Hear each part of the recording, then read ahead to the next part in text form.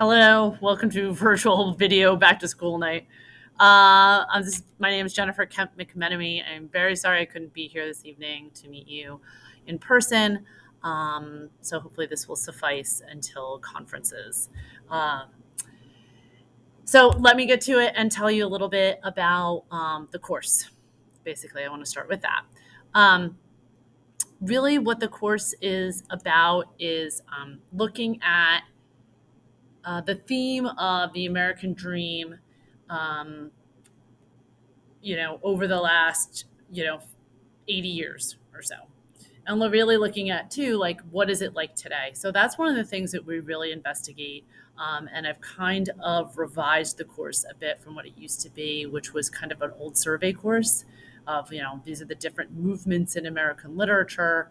And I kind of felt like that was pretty dated. So, I made some changes to content, kept some things, and brought some things in that I thought kind of were more suitable with this idea of the American dream. So we've been looking a lot at that um, as an overarching theme. Um, so let me go here.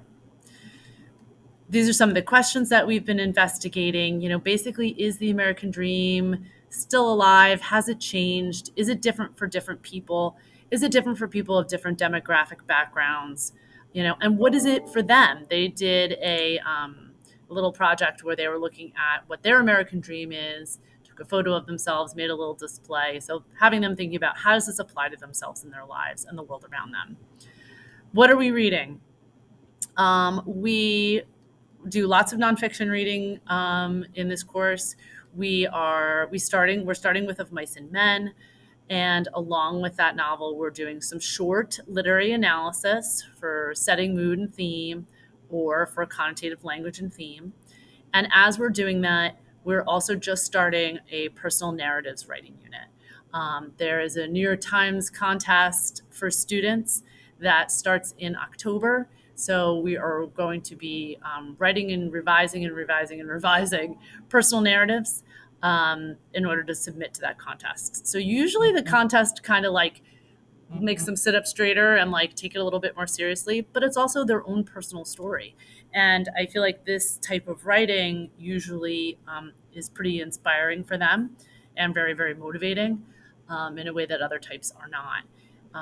And so we'll be taking our time looking at lots of models, investigating those models. So we might look at a model for, how to start your personal narrative in a way that's really engaging to your reader. So we'll look at lots of examples, come up with lots of different ways that people do that, and we'll revise for that.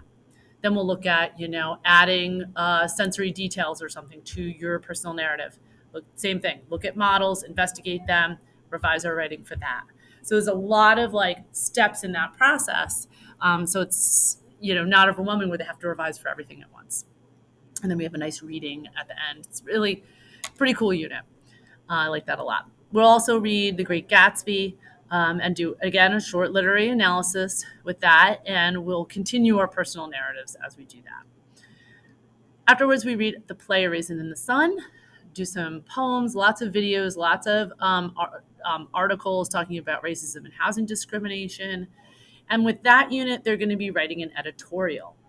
They can pick the topic that they want to write about, but we do investigate like what's contained in an editorial, and how do you use argument, how could you use other forms of writing too in your editorial. They could still draw on that personal narratives element that they did previously. So that's what we're doing for that editorials. Afterwards, we're going to read we'll end with reading Catcher in the Rye. We'll talk about some mental health issues with that as well. And they'll be writing reviews. So lots of different writing styles, still doing sort of a traditional honors literary analysis, but not doing it all the time and not doing it with as long papers as may normally traditionally have been done. All right, looks like this video is going to run out of time, so I'll be back with the second one.